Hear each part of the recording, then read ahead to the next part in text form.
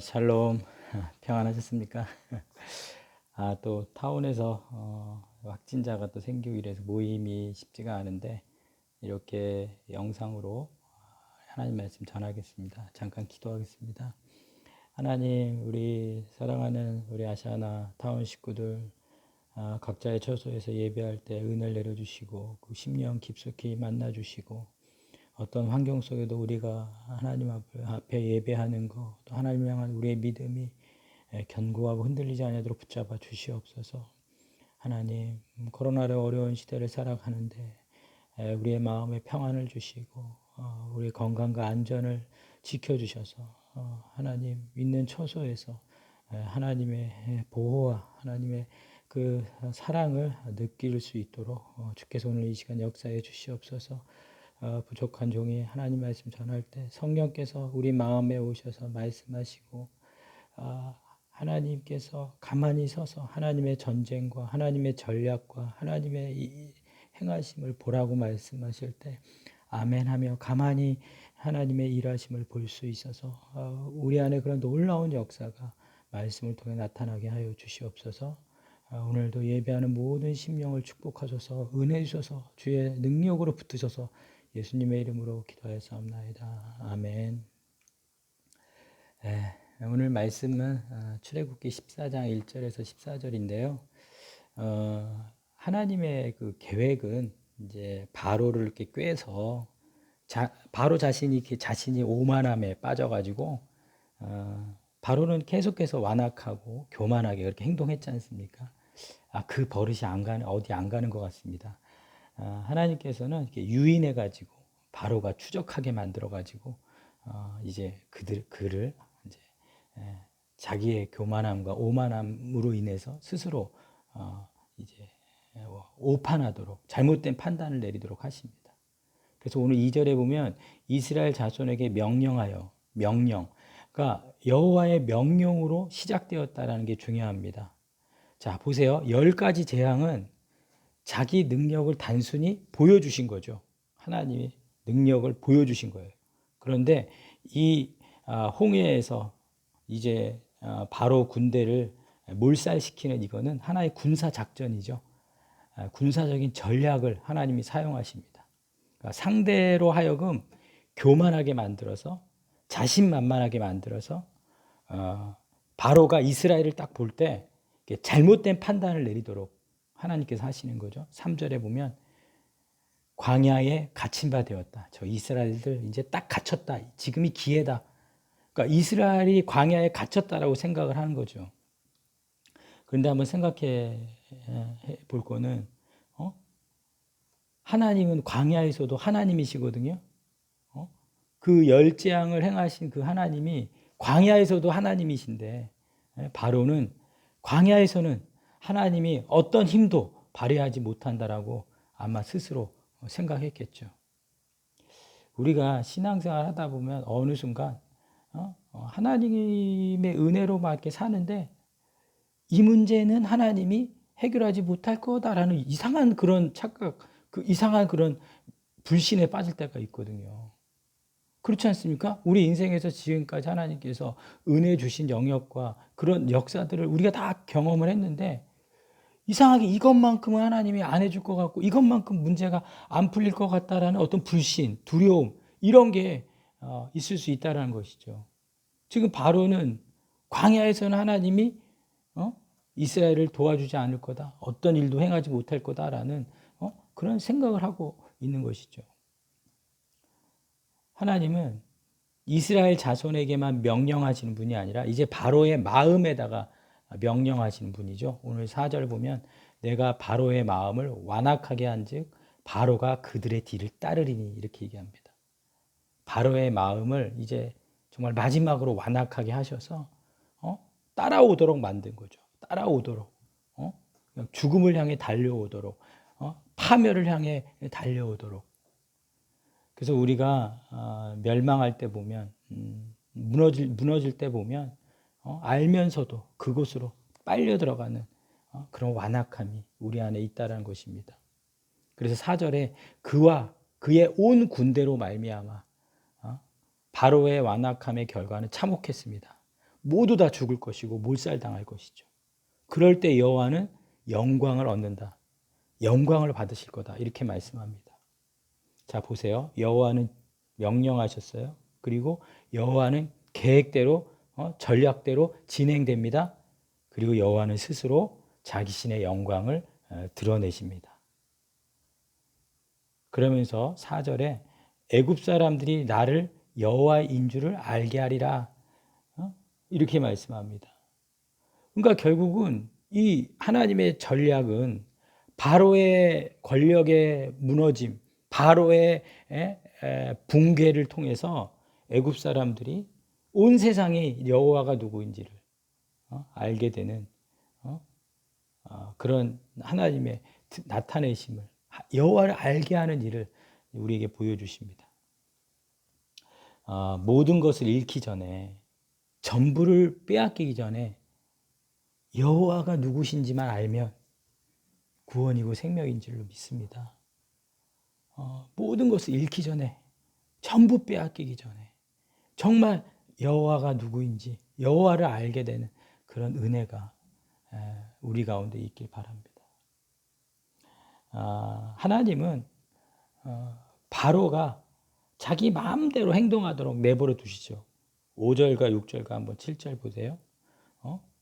그 백성이 도망한 사실이 애굽 왕에게 알려짐에 바로와 그 신하들이 그 백성에 대하여 마음이 변하여 이르되 우리가 어찌 이같이 하여 이스라엘을 우리 성김에서 놓아 보내었는가.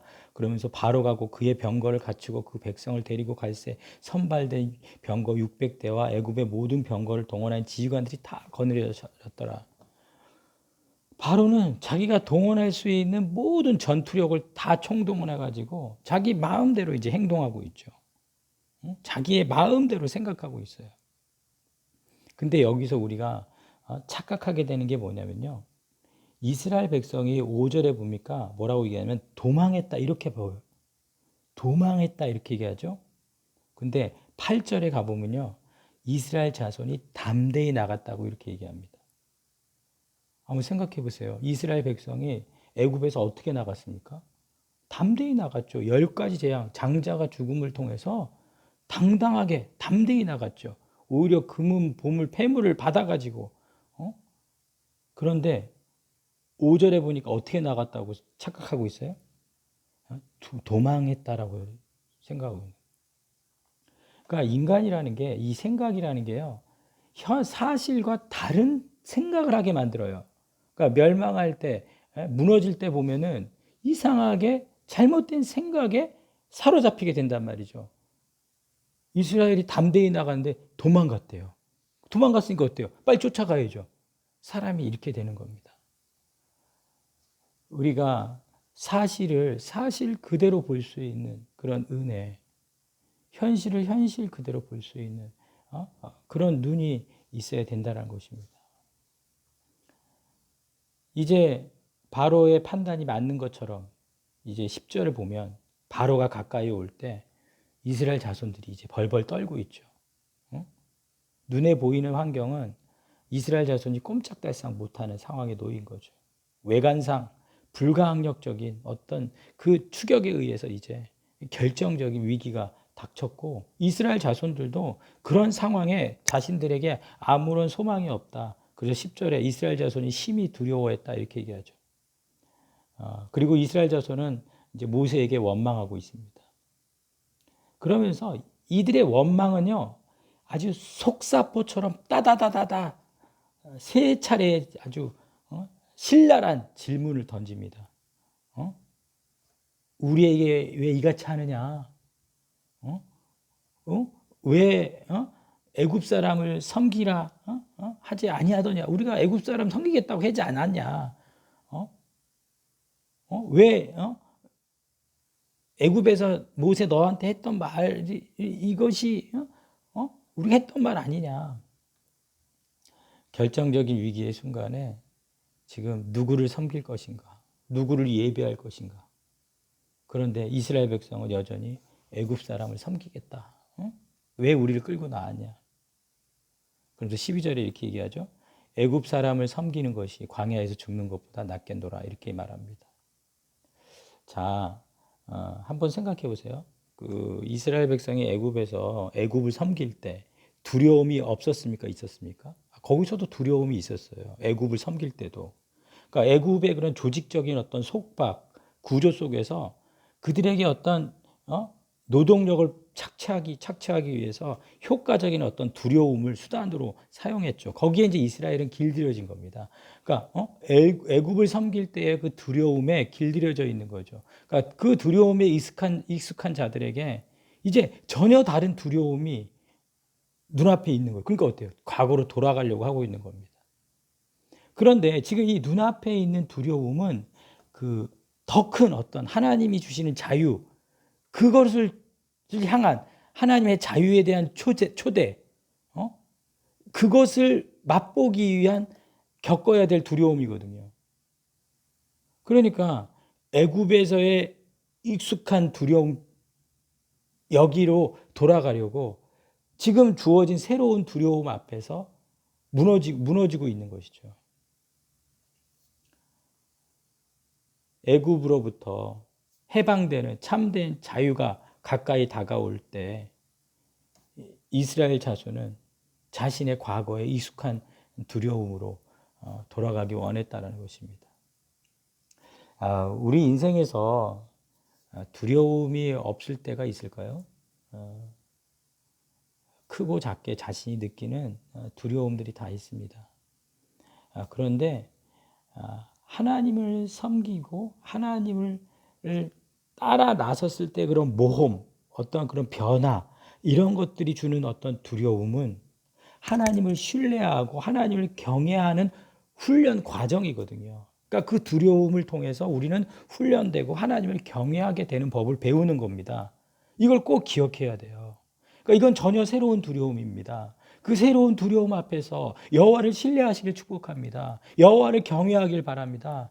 그런 두려움 앞에서 하나님과 더 가까워지는 그런 하나님의 이끄심에 따를 수 있기를 소원합니다. 절대로 과거의 두려움으로 돌아가시면 안 됩니다. 여러분이 과거로 돌이키려 하는 그 안에도 진짜 두려움이 있습니다.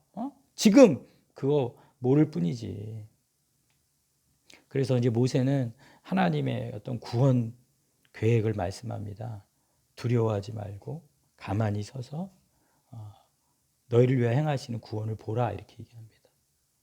그러니까 우리가 모세가 주는 확신 세 가지: 두려워하지 말라, 가만히 서서 구원을 보라. 13절에 또 계속 얘기하죠. 너희가 오늘 본 애굽 사람을 영원히 다시 보지 아니하리라. 모세는 지금 본다란 단어를 통해서 이스라엘의 관점을 변화시키고 있죠. 자, 너희들 막 쫓아오는 애국 군대가 보이지? 그러나 하나님을 보면 그들은 절대 못 보게 될 것이다. 아멘. 이런 은혜가 우리 가운데 있길 바랍니다. 여호와의 구원하심이 보이면 애굽 사람은 절대 영원히 보지 않게 되는 역사가 우리 인생 가운데 있다는 사실입니다. 오늘 가만히 서서 여호와의 구원을 보시길 바랍니다. 그러면 14절에 뭐라고 얘기하냐면 여호와께서 너희를 위해 싸우신다, 이렇게 얘기합니다. 그러니까 우리가 가만히 있어, 이거는 아무것도 하지 마, 꼼짝도 하지 마, 그 말이 아니라 너희들이 가만히 있고 침묵하고 가만히 인내하고 기다리면 여호와가 싸우신다, 이 말입니다. 하나님이 자발적으로 싸우시려 나오실 때 누가 그를 대적하리요? 누가 그를 막아설 수 있겠습니까? 하나님이 스스로 싸우시겠다라고. 그래서 전쟁은 누구에게 있어요? 하나님께 속한 것입니다. 그 하나님을 신뢰해야 될 줄로 믿습니다. 여호와 앞에서 우리가 침묵하는 것, 가만히 있을 수 있는 것은 하나님께서 다음에 이제 앞으로 나가라, 이런 말씀을 하시거든요. 그러니까 앞으로 나가기 전에 반드시 있어야 될 게 뭐예요? 그게 잠잠히 있는 하나님과의 침묵이에요. 하나님 앞에서 침묵.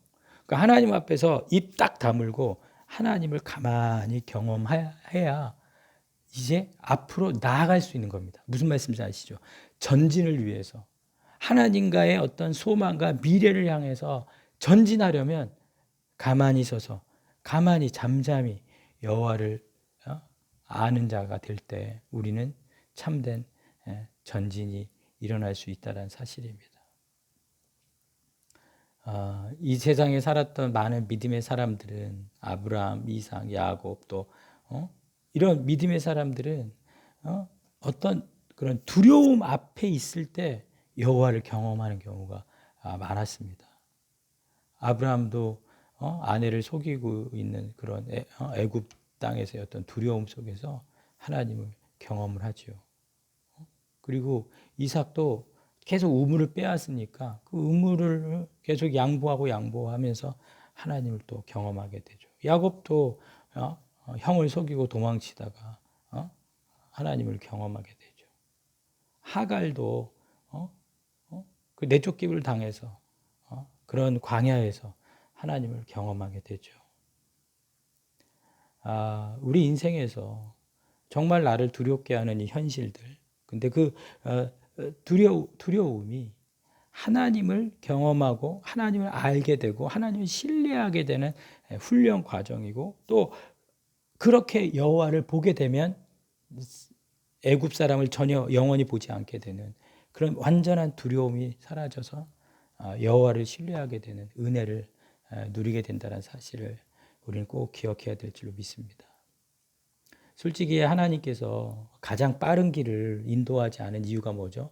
전쟁을 피하게 하기 위해서 가장 빠른 그 바닷길을 가지 않고 이 홍해 광야길로 인도하셨어요. 근데 여기서도 여전히 어때요? 이스라엘 백성은 전쟁을 경험하게 되잖아요. 애굽이 쫓아오니까. 그런데 여기서 중요한 건 뭐죠? 이 홍해길과 광야길은 하나님이 인도하시는 프로그램, 하나님이 인도하시는 그 계획 안에 있는 여정이었어요. 하지만 그 지름길, 빠른 길은 하나님의 계획과 여정에 없는 길이에요. 그냥 빨리 가는 길일 뿐인 거죠. 두 곳 다 위험이 있어요. 하지만 지금 이 홍해길, 바다, 광야길은 하나님이 준비해 놓으신 위험한 길이었다라는 거죠. 하지만 그 위험 속에는 가만히 서서 여호와를 경험하게 되는 그 길이었다는 겁니다. 무조건 평탄한 길, 아무 문제도 없는 길이 아니라 하나님이 인도하시는 우리의 이 여정에 나타나는 위험, 두려움은 하나님을 바라봄으로써 이겨내는 믿음을 신뢰하게 되는 경외하는 믿음의 과정임을 꼭 기억하고, 오늘도 그런 승리의 길로 가만히 서서 하나님의 구원을 보는 은혜가 우리 심령 가운데 임하시길 소원합니다. 오늘도 하나님께서 그렇게 우리 함께 하실 축복합니다. 이제 곧 이제 우리가 대면에서 예배드릴 그날을 제가 기다리고, 우리 타운 이제 제가 재온 거 4개월 이제 교목이 이제 내일로 끝납니다. 이제 기도해 주셔서 감사하고요. 하나님께서 우리 아시아나 타운 모두 한 사람 한 사람 많이 보고 싶고, 제가 더 기도하도록 하겠습니다. 할렐루야. 제가 축도하겠습니다. 이제는 주 예수 그리스도의 은혜와 하나님의 사랑과 성령의 교통하심이 우리들 가운데 영원토록 함께 계실지어다. 아멘. 오늘도 주 안에서 승리하십시오. 아멘. 할렐루야.